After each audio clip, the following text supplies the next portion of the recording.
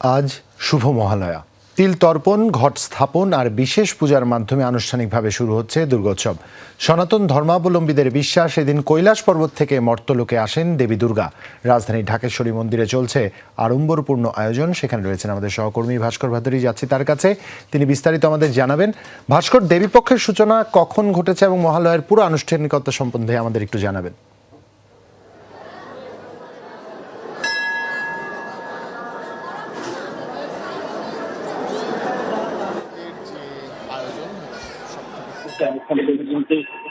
সকাল 7:30 থেকে শুরু হওয়ার সাথে সেটা ধর্মীয় আনুষ্ঠানিকতা পূজা পাঠের মাধ্যমে যদি শুরু হবে এবং আপনি যেমনটি বললেন যে সৃষ্টিকর্তা শেষে দেবী সচেতন হবে এবং দেবী দুর্গা মর্তে আগমন করবে এবং তার এই আগমনকে কেন্দ্র করে এবং যে শুভক্ষণ অর্থাৎ দেবী দুর্গার আগমনের মধ্যে দিয়ে পৃথিবীতে শুরু হবে সেই শুভক্ষণকে আড়ম্বরপূর্ণ করার জন্য ভক্তদের মাঝে কিন্তু উৎসাহ এবং আনন্দের কোনো কিন্তু এখন যদি ধর্মীয় আচার এবং অনুষ্ঠানের দিকে একটু নজর দিই, যেটা প্রথমেই চণ্ডী পাঠের মাধ্যমে দেবীর স্তুতি কামনা করে কিন্তু দিনটি শুরু করা হয়েছে এবং সেই চণ্ডী পাঠের মধ্যে দিয়ে দেবীর মর্ত্যলোকে এসে তার ভক্তদের জন্য প্রতি বছর যা যা করেন এবং দেবীর কল্যাণে যে পুরো বিশ্বে যাতে শান্তি দৃষ্টিত হয় সেই বিষয়ে কিন্তু ভক্তদের মাঝে সে আহ্বান ছড়িয়ে দেওয়া হয়েছে।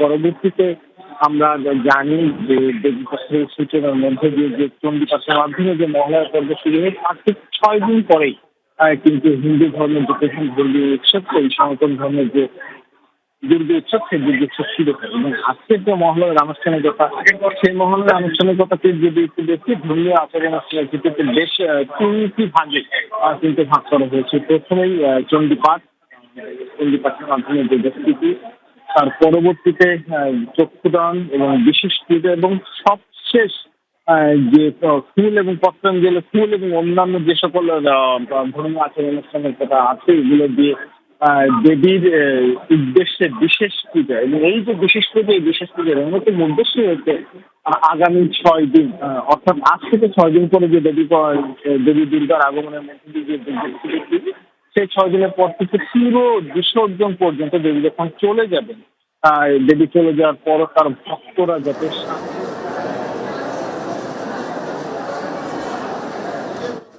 ধন্যবাদ। আপনার কাছ থেকে আমরা জানছিলাম আনুষ্ঠানিকতা শুরুর খবর। তবে আজ সারা দিন জুড়েই নিশ্চয়ই উদযাপন চলতেই থাকবে, তাই আপনার সাথে আরো একবার আমরা যুক্ত হবার চেষ্টা করব। যুক্ত হয়ে আপনার কাছ থেকে দর্শকদের আরো বিস্তারিত জানাবার চেষ্টা করব।